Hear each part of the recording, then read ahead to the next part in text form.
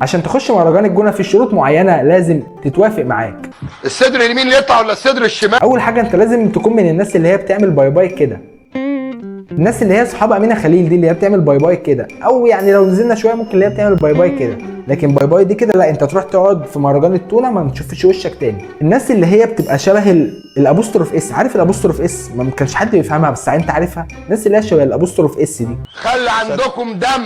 من شروط دخولك مهرجان الجونه برضو ان احنا بنغطي اي حاجه مش عوره، لكن اي حاجه عوره بنبينها عادي، مش مشكله دي. بلاش قرف يا مقرفين. طبعا انت بعد المهرجان هتواجهي نقد كتير وحاجات وحشه كتير، هتطلعي تقول لهم نسيت البطانه، القماش ما كملش، احنا نزلنا من بطن ماما بلابيس، ليه عايزين تغطوا التزاطير؟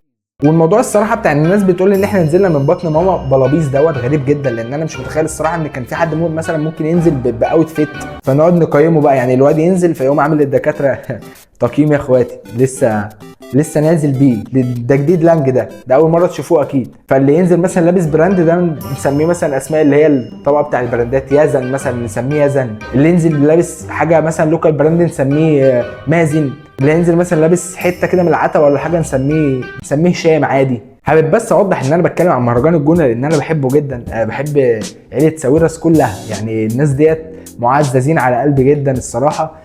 وبسمع ان الاستاذ نجيب بيحب يدعم الشباب والناس اللي هي الكويسه دي، يدعم اي حد عنده شعر بشنب، وانا بحب الاستاذ نجيب جدا الصراحه.